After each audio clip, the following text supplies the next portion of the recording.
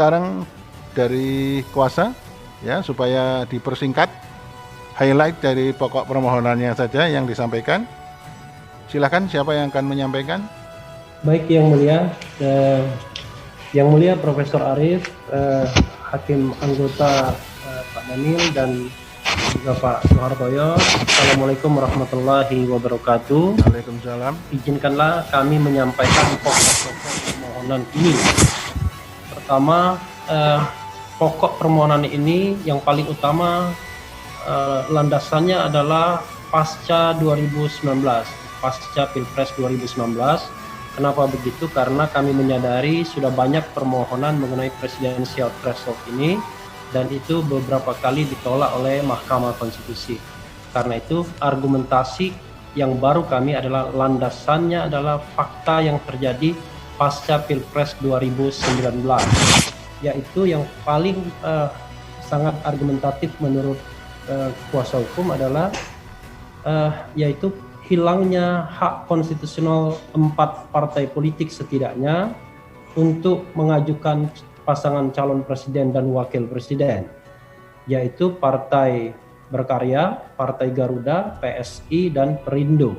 Padahal seperti kita ketahui, Undang-Undang Dasar 1945 pasal 6A ayat 2 menyatakan bahwa pasangan calon diusulkan oleh partai politik atau gabungan partai politik peserta pemilu sebelum pemilihan umum. Jadi kami menganggap bahwa mengajukan pasangan calon presiden dan wakil presiden itu adalah hak konstitusional yang seharusnya tidak boleh dihilangkan dalam peraturan di bawahnya. Pada masa lalu yang mulia, hak tersebut tidak hilang karena dengan anggapan mereka bisa bergabung dengan partai-partai politik lain untuk mencapai suara 20% kursi atau 25% suara. Tetapi pada Pilpres 2019, 4 partai ini nyata-nyata secara post factum tidak bisa mengajukan calon karena mereka tidak punya 1 kursi pun dan 1 suara pun.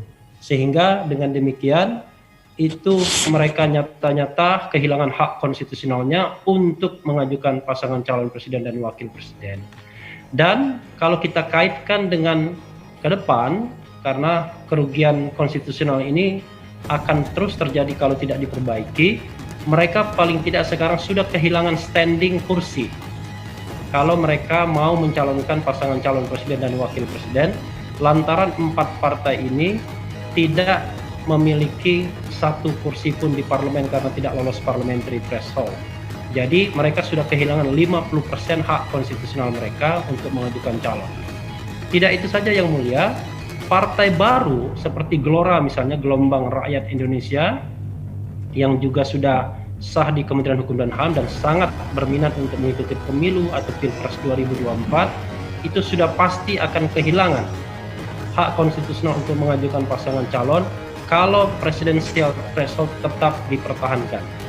Jadi permohonan ini bukan menurunkan presidensial threshold, tapi menghilangkan presidensial threshold sama sekali, karena kami berdalil bahwa presidensial threshold bertentangan dengan sejumlah pasal dalam konstitusi.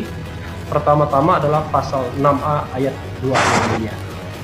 Lalu kami juga menganggap bahwa presidensial threshold itu juga bertentangan dengan pasal mengenai jujur dan adil dalam pelaksanaan pemilu, karena kami melihat bahwa pemilu itu sudah tidak jujur dan tidak adil, terutama tidak adilnya ketika kemudian ada pembedaan perlakuan antar peserta pemilihan umum, yaitu dalam hal mengajukan pasangan calon presiden dan wakil presiden. Kami juga melihat bahwa ini juga potensial bertentangan dengan pasal 28J yang mulia tentang pembatasan hak asasi manusia. Memang kita ketahui bahwa semua hak itu bisa dibatasi, termasuk misalnya hak untuk menjadi presiden dan wakil presiden, tapi kami menganggap bahwa hak tersebut haruslah justified, punya justifikasi, yaitu semata-mata menjamin pengakuan, penghormatan atas hak dan kebebasan orang lain, untuk memenuhi tuntutan yang adil sesuai dengan pertimbangan moral, nilai-nilai agama, keamanan dan ketertiban umum dalam suatu masyarakat yang demokratis. Tetapi kami menganggap justru presidensial threshold itu tidak memiliki justifikasi seperti itu. Pemberlakuan presidensial threshold yang mulia justru membawa efek buruk dalam pelaksanaan Pilpres di Indonesia sebagaimana sudah disampaikan oleh prinsipal kami, Dr. Rizal Ramli. Banyak hal yang sifatnya non-konstitusional, perspektif non-konstitusional yang bisa dikemukakan, selain soal demokrasi kriminal tadi atau demokrasi para cukong, juga kami menengarai ini adalah cara untuk menghilangkan saingan di dalam kontestasi demokratis, lalu kemudian candidacy buying, dan kemudian yang paling terasa sekarang ini adalah pembelahan masyarakat. Jadi pembelahan masyarakat terjadi pasca Pilpres 2014 dan 2019 dengan dua pasangan calon yang justru menurut kami itu akan makin membahayakan eksistensi negara dan demokrasi di Indonesia.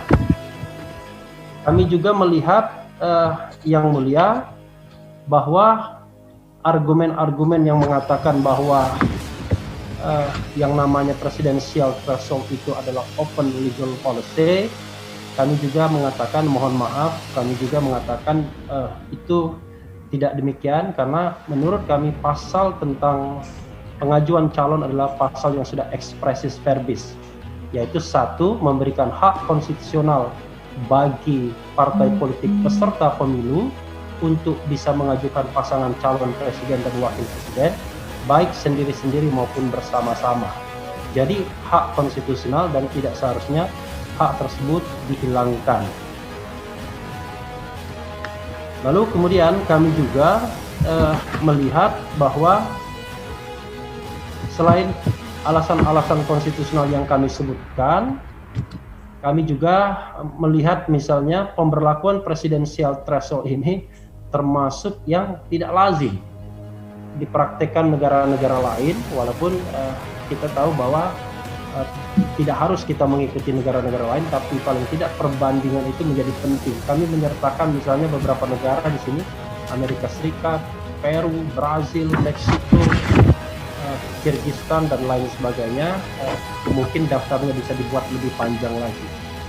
Lalu kemudian yang terakhir yang mulia, kami juga menyadari bahwa yang namanya presidensial threshold ini sudah berkali-kali ditolak oleh Mahkamah Konstitusi karena antara lain Mahkamah Konstitusi mengatakan ini adalah open legal policy dan kemudian presidensial threshold dianggap memperkuat sistem pemerintahan presidensil. Kami mengatakan, mohon maaf dengan amat sangat kami mengatakan bahwa kami tidak sepakat bahwa itu open legal policy karena kami mengatakan bahwa ketentuan pasal itu adalah clause, ya, jadi bukan open clause legal policy. Dan kemudian juga kalau dikatakan memperkuat sistem pemerintahan presidensil, kami mengatakan bahwa itu adalah hipotetis yang seharusnya tidak boleh mengalahkan hak konstitusional yang secara jelas expressis verbis diberikan kepada peserta pemilihan umum. Maka dengan demikian kami ingin mengatakan bahwa seharusnya presidensial threshold berdasarkan perspektif konstitusi yang ada, beberapa pasal dalam konstitusi harusnya dinyatakan inkonstitusional. Nah, terakhir, kami juga melihat merangkum bahwa kalau seandainya Mahkamah Konstitusi mengubah pandangan dari sebelumnya ke pandangan yang baru dan itu berbeda, itu ada beberapa presidennya atau jurisprudensinya, dan itu hal yang lazim karena kita tahu yang namanya hukum dan konstitusi bergerak sebagaimana orang mengatakannya dalam prinsip the living constitutions. Apa yang konstitusional kemarin mungkin saja inkonstitusional hari ini, sebaliknya apa yang inkonstitusional kemarin mungkin juga konstitusional hari ini. Itu yang mulia argumentasi yang dapat kami sampaikan. Terima kasih. Wabillahi taufiq wal hidayah. Yang terakhir Pak Refli, tolong dibacakan petitum permintaan Anda. Ya. Petitum permohonan kami sebagai berikut. Tolong silakan. Mengabulkan permohonan para pemohon untuk seluruhnya Dua, menyatakan pasal 222 Undang-Undang Nomor 7 Tahun 2017 tentang pemilihan umum Lembaran Negara Republik Indonesia tahun 2017 nomor 182, tambahan Lembaran Negara Republik Indonesia nomor 6109 bertentangan dengan Undang-Undang Dasar Negara Republik Indonesia tahun 1945 dan tidak memiliki kekuatan hukum mengikat. Tiga, memerintahkan pemuatan putusan ini dalam Berita Negara Republik Indonesia, atau jika Majelis Hakim Konstitusi Republik Indonesia mempunyai keputusan lain, mohon putusan yang seadil-adilnya ex aequo et bono. Hormat kami, kuasa hukum para pemohon, Refli Harun, Iwan Satriawan, Maheswara Prabandono, dan Muhammad Salman Darwis. Terima kasih Yang Mulia. Baik.